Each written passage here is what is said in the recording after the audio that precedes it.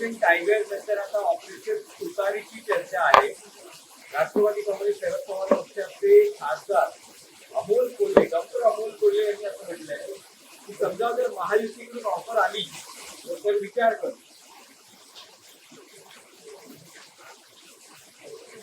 असं आहे की ऑपरेशन टायगर, ऑपरेशन तुतारी, एक दिवस ऑपरेशन कमळ सुद्धा होईल. आपापसात काल तामिळनाडूमध्ये टीव्हीके पक्षाचे आमदार फोडण्याचा प्रयत्न झाला. 35 होते. 35.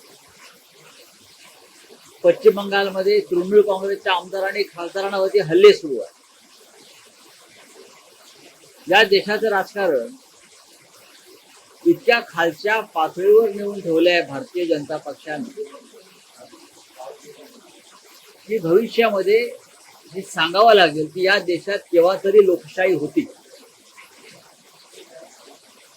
आता आपण जे काय म्हणतो ऑपरेशन तुतारी, आता ह्याच्यावरती मी काय बोलू. डॉक्टर अमोल कोल्हे यांनी जर असं विधान केलं असेल तर ते दुर्दैव आहे. मी त्यांना ओळखतो. ते छत्रपती संभाजीराजांची भूमिका करतात. सध्या महात्मा फुल्यांच्या भूमिकेत आहेत. छत्रपती संभाजी आणि महात्मा फुले हे स्वाभिमानी आणि धर्माभिमानी, आणि त्यांच्या भूमिकेत शिरणारी व्यक्ती ही धर्मद्रोह आणि विचारद्रोह करणार नाही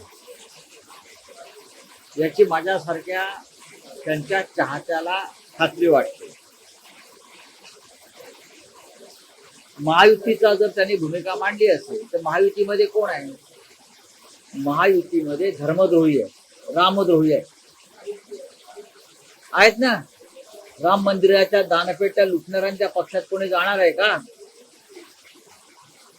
किंवा हिंदुहृदय सम्राट शिवसेना प्रमुख बाळासाहेब ठाकरे यांच्या पक्षाशी बेईमानी करणाऱ्या शिंद्यांच्या गटात कोणी जाणार आहे का? हे एकत्र आहे सगळे. हे रामद्रोही हिंदुद्रोही एकत्र आहे.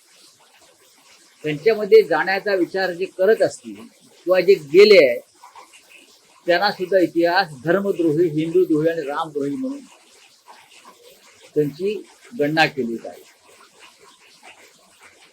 कोणत्या अर्थानं कोल्हे बोललेत मला माहित नाही, पण कोल्हे हे जेव्हा शिवसेनेबरोबर होते तेव्हा त्यांनी शिवसेनेत निष्ठेने काम केलं. मग माननीय शरद पवार साहेबांबरोबर गेले तेव्हा त्यांच्याबरोबर ते काम करतायत.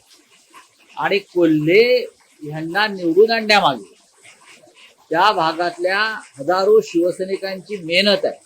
हे जिल्हा प्रमुख आहेत पुण्यातले आमचे, बरं का, रामदास धनवडे. त्यांना विचारा की कोल्ह्याला मूळचा तो मतदारसंघ शिवसेनेचा, फक्त अमोल कोल्हे आहेत, संभाजी महाराज आहेत आमचे पडद्यावरचे, म्हणून आम्ही सगळ्यांनी त्यांना मनापासून त्यांचं काम केलं. त्याच्यामुळे अमोल कोल्हे यांनी जरी काही वक्तव्य केलं असलं तरी ते मूळ पक्षातच राहतील याच्याविषयी माझ्या मनात शंका आहे. आणि मुळात ती जागा महायुतीची नाही, ती मूळ जागा शिवसेनेची आहे, उद्धव बाळासाहेब ठाकरे. आणि ती जागा जिंकण्याची क्षमता फक्त आमच्यामध्येच आहे.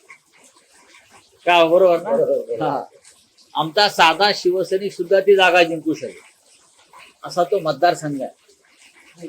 आणखी एक विषय होता, राज ठाकरेंनीही काल ठाण्यात पक्षांतर केलेल्या खासदारांवर अत्यंत कठोर शब्दात टीका केली. अत्यंत कठोर, योग्य शब्दात केली. त्यांचं म्हणणं असं आहे की प्रश्न हा विकत घेणाऱ्यांचा नाही तर विकले जाणाऱ्यांचा आहे. नक्कीच. आणि देह विक्री जर होणार असेल तर गिराईक तर असणारच ना. राजकारणाचा जो गोलपिठा केलेला आहे, कोणी केला राजकारणाचा गोलपिठा? महाराष्ट्राच्या राजकारणाला प्रतिष्ठा होती.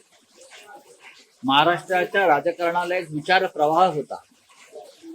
विविध विचारांचे लोक होते, पण महाराष्ट्रासाठी ते एका प्रवाहात सामील होत होते.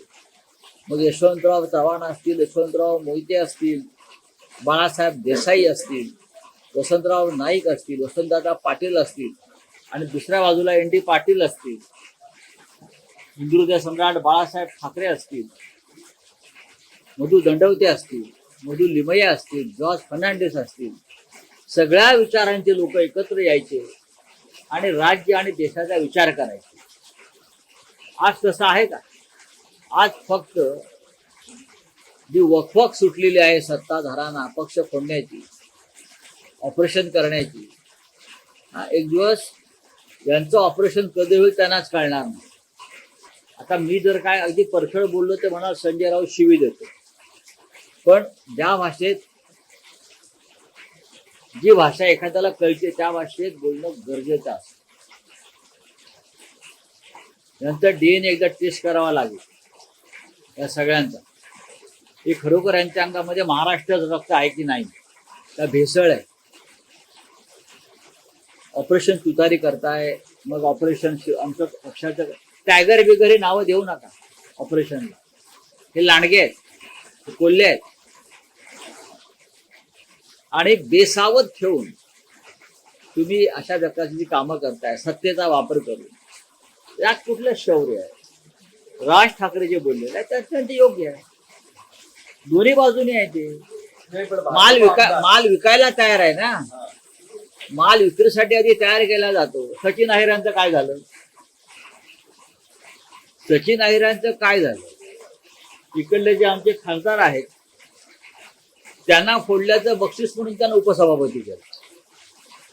पक्षात राहून त्यांनी कसं केलं की ते शिवसेनेमध्ये आहेत, तर काम कोणाचं करत होते? शिंदे गटाचे, भाजपचे, फडणवीसांचे. इकडले जे खासदार आहेत जे कुठले शेवटचे असतात त्याच्यामध्ये फार मोठी कामगिरी ही सचिन अहिरांनी बजावली. पण त्यात भाजप आमदारांचं असं म्हणणं आहे की राज ठाकरेंच्या या विधानावर त्यांच्यावर हक्कभंग काही हरकत नाही, पण आम्ही आणणार नाही. आणा ना. कारण त्यांचं असं म्हणणं होतं की एकेकाळी आम्ही राज ठाकरेंबरोबर काम केलं. उद्धव ठाकरेंना जे आमदार, खासदार, नगरसेवक सोडून जाते, स्वतः राज ठाकरेही उद्धव ठाकरेंना सोडून गेले होते. तर या सगळ्या गोष्टी हा विषय इथे चर्चेचा नाहीये. महाराष्ट्र नवनिर्माण सेनेचे प्रमुख राज ठाकरे यांनी सध्याच्या राजकारणातलं जे सत्य आहे परत ते सांगितलं. हा देहविक्रय करण्याचा प्रकार आहे. जो पेजेला देईल त्याच्या शेजेला जायचं, पेजेला देईल त्याच्या शेजेला जाणाऱ्यांच्या अवलाद राजकारणात निर्माण झालेली आहे दुर्दैवाने. पण उद्या हेच भाजपचे किंवा शिंदे गटाचे लोक त्याच पद्धतीनं दुसऱ्यांच्या शेजेवर जायला कमी करणार नाहीत. आम्ही तुम्हाला मुलांसारखं सांभाळलं, आमदार खासदारांना पद प्रतिष्ठा दिली, सन्मान दिला आणि त्यांनी डोळा मारला, तुम्ही तिकडे गेले. लफडं जरी नीट करा ना, लफड्यालाही प्रतिष्ठा असते राजकारणामध्ये. नीट लफडं करा. बोला. आणखी एक विषय होता की सचिन अहिर यांची उपसभापतीपदी बिनविरोध निवड झाली आहे. काल शिवसेना उद्धव बाळासाहेब ठाकरे पक्षानं उमेदवारी अर्ज भरलेला मागे घेतला, त्यामुळे ते बिनविरोध निवडून आले. पण त्यांचं असं म्हणणं आहे की मी शिंदे शिवसेनेत जाताना उद्धव ठाकरे यांना मेसेज केला होता मला माहिती आणि त्याला त्यांनी रिप्लायही दिला, असं सचिन अहिर यांचं. माझ्याकडे माहिती नाही त्यावेळी का उद्धव ठाकरे म्हणाले जा म्हणून. उत्तर काय ते सांगा ना, उत्तर काय ते सांगा. की सन्मान्य उद्धव ठाकरे असं म्हटले का वा वा वा वा छान छान सचिन अहिर तुम्ही उत्तम निर्णय घेतलात, हा असं बोलले का ते? त्यांची कुठेतरी व्यथा वेदना असेल तर त्यांनी व्यक्त केली असेल. ज्यांच्यावर उद्धव साहेबांनी विश्वास ठेवला अनेक कामात, ते जर अशा प्रकारे बेईमानी करून जात असतील तर त्या नेत्याची भावना काय असेल सांगा ना. किंवा हे जे काय आहे ना हे गोंधळ निर्माण करू नका होगा. तर बोलिए.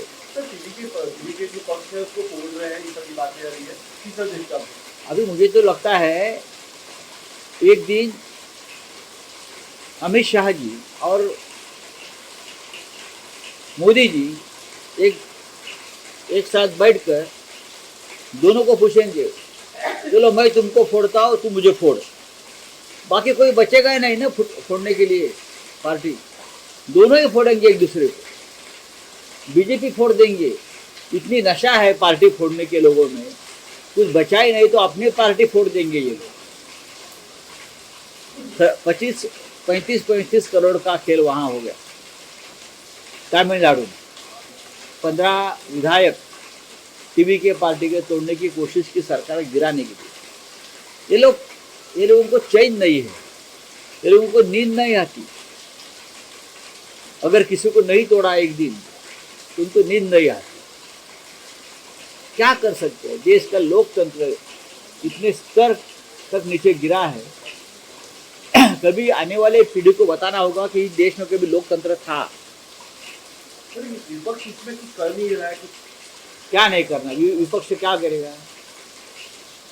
विपक्ष क्या करेगा? आप सेंट्रल एजेंसी और पैसे का इस्तेमाल करके उनकी पार्टी तोड़ रही है, तो विपक्ष क्या करेगा? मैंने पहले भी बोला, जिस दिन ये लोग सत्ता में नहीं रहेंगे और ये सेंट्रल एजेंसी हमारे पास आएगी तो बीजेपी के 10 टुकड़े हो जाएंगे, वो भी 10 मिनट में। वो भी 10 मिनट में एक भी पार्टी नहीं बचेगी, ना शिंदे बचेगी, ना अजित पवार गुट बचेगा, ना बीजेपी बचेगी। 1 घंटे के लिए ईडी सीबीआई हमारे पास दे दो। बहुत आसान है। करप्शन बिल आ रहा है जिसमें पीएम और पीएम दो चीज हिरासत में लिया जाएगा। क्या लगता है कि ये राजनीति होगी? उससे पहले पीएम के खिलाफ एफआईआर लॉन्च करना पड़ेगा। कोई करेगा? इतना करप्शन हो रहा है देश में। मंत्रियों के खिलाफ, धर्मेंद्र प्रधान के खिलाफ एफआईआर लॉन्च करो, बाद में ये बिल लाओ ना। इस देश में प्रधानमंत्री के खिलाफ जो अपराध किए हैं, करप्शन, पूरा देश बेच दिया है, लोकतंत्र खत्म कर दिया है। प्रधानमंत्री के खिलाफ कोई अपराध या मुकदमा कोई दायर करेगा तो ही ये बिल का फायदा है, नहीं तो क्या फायदा? नहीं तो अपोजिशन को अंदर डाल देंगे आप। चलिए, थैंक यू।